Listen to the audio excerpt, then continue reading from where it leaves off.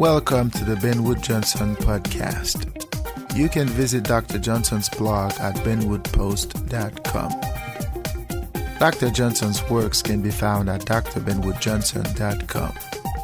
You can also support Dr. Johnson on Patreon, the link to which is in the description.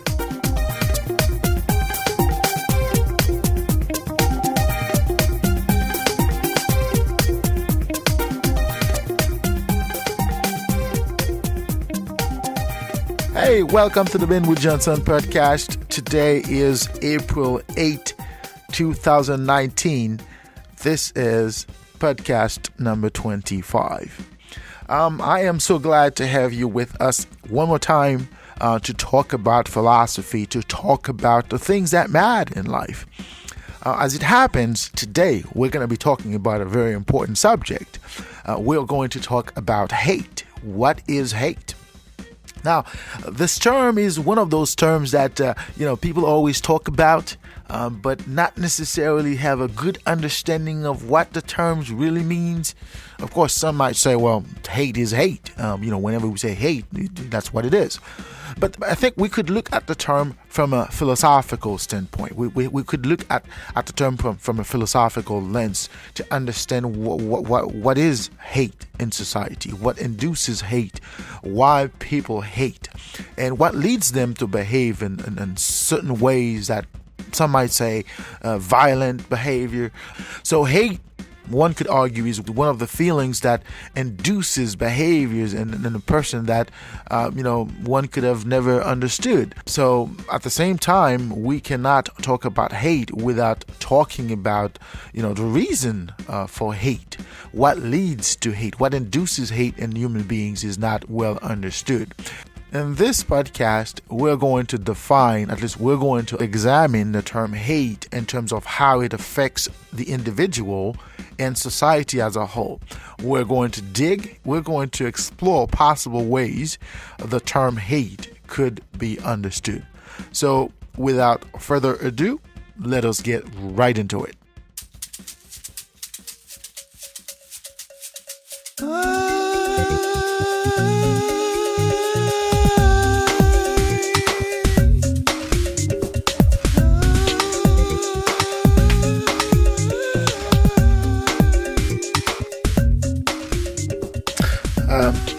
People do not hate one another.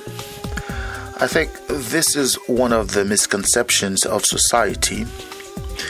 It is the understanding of what hate is. Now, one has to understand, what does the term hate mean?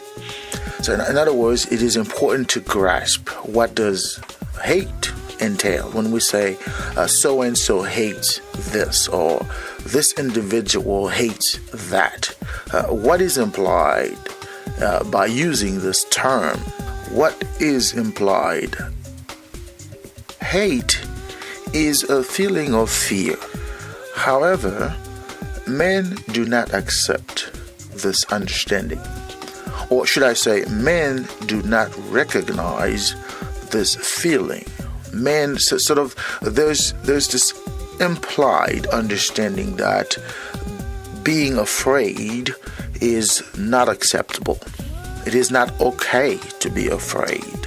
It is not okay to have feelings of fear. So as a result, there is a tendency, whether subconsciously or consciously, to hide such a feeling, to hide feelings that emanate or that evoke fear. And perhaps this intentional or sometimes unintentional behavior towards hiding what fear is also a way to hide what some might perceive as a weakness. It could be said that being afraid is the same as being weak, because when you are afraid, it is an acknowledgement, one way or another, of a sense of powerless, of a sense of incapacity, of a sense of inability. Thereby, being afraid could be understood as being incapable, being impotent, being in a position where one feels one has no power to stop or to contain whatever it is that one is afraid of at a particular time and place. So it is understandable that being afraid is the same as being weak. So when people are trying to hide their feelings of fear, it is also a way for them to hide the fact that they might feel incapable of resolving that feeling. Incapable, if you will, of stopping whatever it is that they feel is a potential, harm, or is a potential danger for them. So in other words, men do not want to accept that they are weak. So to hide that weakness, men have a tendency to recoil, to fear. So there is no such a thing as hate. I know this is a bold statement to make, but if you agree with everything I have said here so far, you would understand where that statement comes from. Okay? The idea is that if we are to talk about hate, we also have to talk about fear, because one could not exist without the other. One has to be afraid before one can hate, because hatred is a symptom of a sense of fear. And that sense of fear is also the symptoms of a sense of incapacity, inability, impotence, if you will. But there's also another aspect of the term hate we have to sort of explain a little bit. For example, for a man to hate, a man would have to love. Now the question becomes, what is love? Of course, some people might say that love is the opposite of hate. Of course, it is not necessarily the case.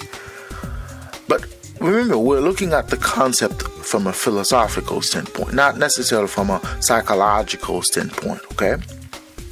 What I am saying here is simple. In order to hate, the person would have to love. Now, we have to define what love means, not in the terms of romantic love. That's not what I'm talking about here. I'm talking about if hatred incites violence or chaos, disorder, if hatred is this entity or this feeling that forces one to do things that one would not normally do, we have to look at the opposite, at least the presumed opposite of that hate. In this case, that would be love. So when one loves, one would have to do good. One would have to do everything righteous and not being part of chaos and violence and whatnot. Of course, one could argue that it is not necessarily the case. People do engage in violence as a condition, or people do engage in act of violence because they feel like they love, or in the name of love. People do incite chaos, disorder and whatever you want to call it, in the name of love as much as in the name of hate.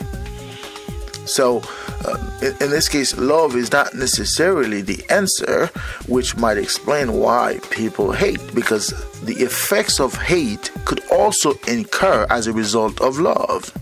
The same thing one does when one hates, one could do the same thing when one loves. So somehow there ought to be a line that differentiates the two concepts. But in actuality, there is none. The hater is going to do the same thing as the lover. Not necessarily to the same person, not necessarily to the same group of people, but the lover is always going to do the same thing. And to give you an example, suppose that John calls himself a hater. Let's say John says, I hate this group of people or this type of people. John is probably going to behave in a way that suggests his intention, or perhaps his unintention, which does not necessarily take away the possibility that he might engage in a violent behavior against that group in the name of that hate. Okay. On the opposite end of the spectrum, John might say, well, I love this group or that group. In the name of that love, John might engage in the same behavior towards another group in order to protect the group that he so claims he loves. So the same John who hates could engage in violent behavior towards a particular group in the name of that hate, but the same John could also engage in the same behavior towards another group in the name of love. But the behavior itself does not change because John either loves or hates another group. From the group's perspective, who is on the receiving end of John's behavior or conduct, if you will, it is the same behavior. Now, John could justify his behavior by saying this behavior is because I love that group, thereby whatever I do, I'm doing it in the name of love. Therefore, I am protecting that group that I so love, and I am doing all these things to this other group. Or John might say, well, I'm doing this to this other group because I hate that group. And I am equally justified to do hatred because I love, or I am equally justified to do hatred because I hate. So, as a philosopher, when I looked at those terms in terms of which of them has which effect, I don't see any difference. So there ought to be something else, and that is the reason I am convinced that it is a feeling of fear. Fear would definitely explain the reason John might behave a certain way towards a group, and it might also explain the reason he acts a certain way towards another group. Let us go back to the same examples I used before. Suppose that John says, I hate this group. You have to go into fundamentals of that feeling. If John happens to genuinely hate a group, the question one must ask is, why would John hate a particular group? And if you look underneath that hatred, you would probably see a sense of fear. John might hate that group because John is afraid that that group might hurt him or his family in one way or another. John might be afraid that that group might receive all the benefits or the privileges of the environment, the social environment where he evolves. John might be afraid that this group might have the value or the worth that he so desires in this society, in this world, or in his environment. So coupled with that hatred is a feeling of fear. It does not have to be a fear of bodily harm, but John could explain his hatred of that group by expressing his fear of that group or his concerns for that group in one way or another. Okay. So in this case, fear, rightly so I might add, would explain why John hates. On the other hand, suppose that John says or claims that he loves that group, whatever that group is or might be. That feeling of love could also be understood as a feeling of fear. What that means is that John might love that group so much that he is afraid of losing that group. He is afraid of not having this group in his life, okay? And that fear might also lead John to behave in a way that incites violence, okay? So John could become a violent person or could engage in violent behavior simply because he's either love or hate.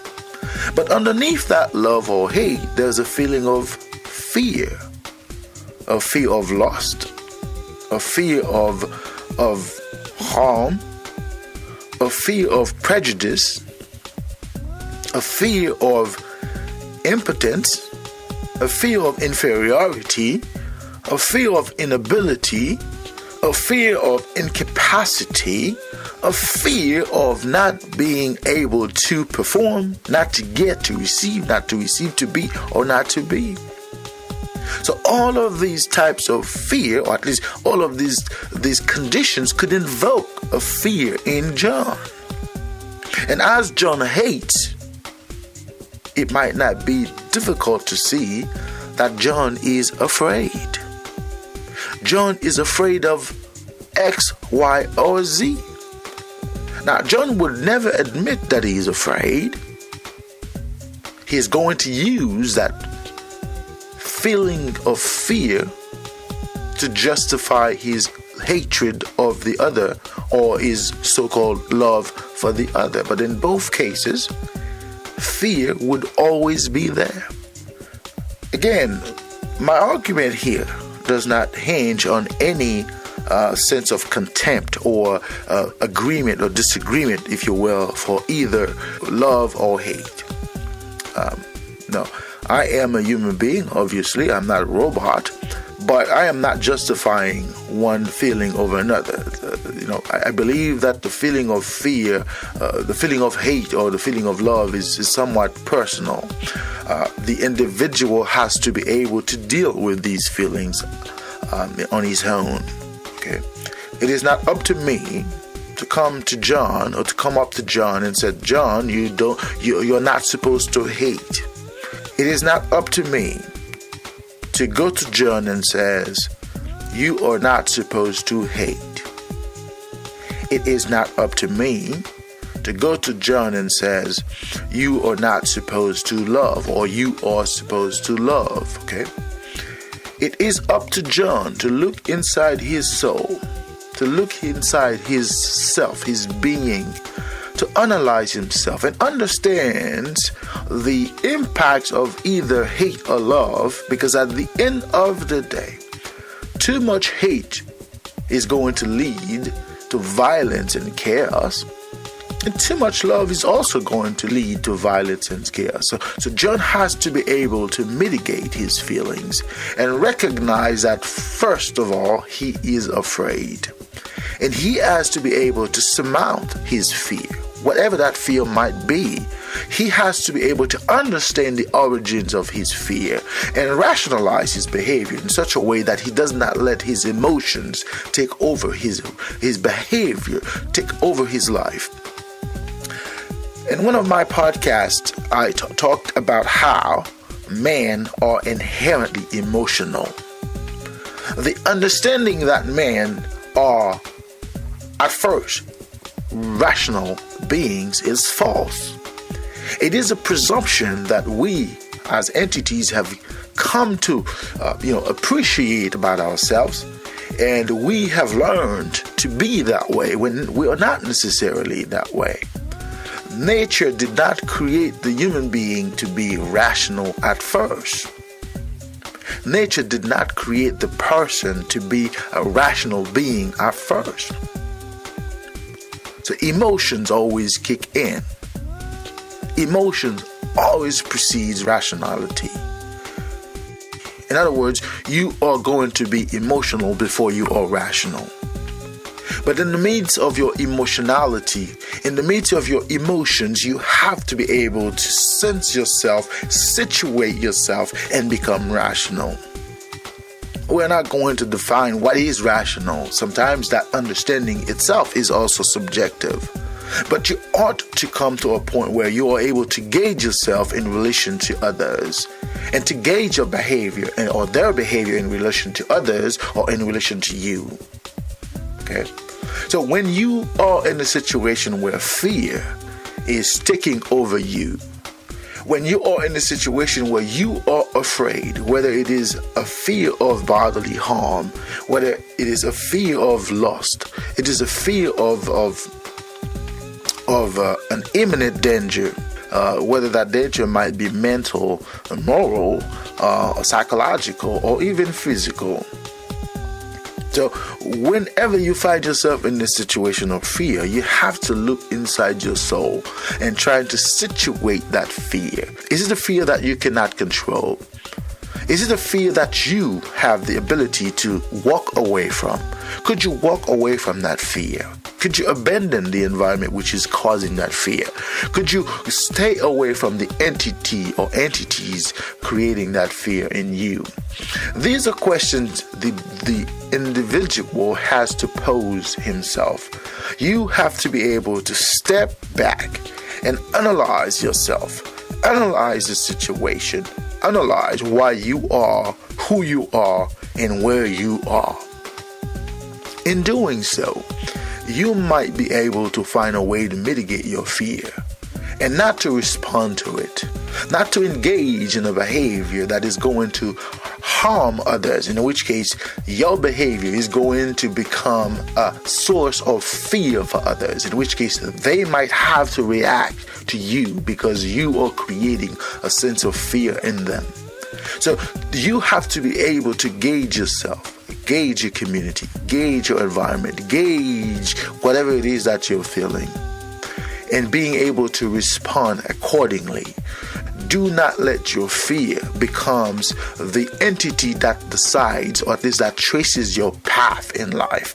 You have to command your fear.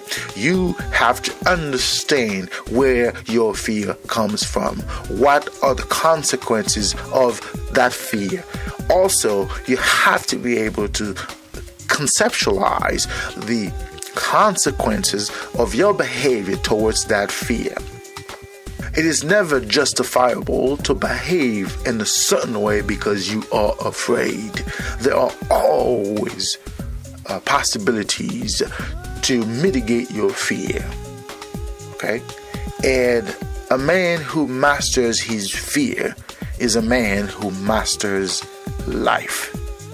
And being able to master life is quintessential in order to survive in this world. If you react to your fear in such a way that is not rational, that is purely emotional, then you are gambling your life. It is a gamble you're making. It is possible you might get away from whatever the harm, whatever it is that you might feel that is going to harm you. But you might also leave your skin in the process. You might also hurt others in the process. So it is important for you as a human being, as a man, to always be in tune to your reality. Always understand where certain feelings are coming from. And don't take it for granted the fact that you are first an emotional being.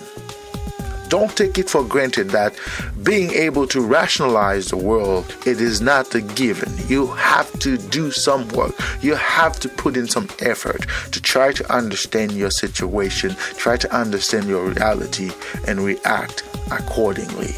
Do not let your fear become your guide. Because if you do, you are going to become a source of fear for others. And in such a way, you might feel the need to react against your fear, which might be disguised under either your hatred or your love. But bear in mind that others might feel the need to react against you based on the way you behave yourself towards them. And this is the perfect recipe for chaos and social disorder.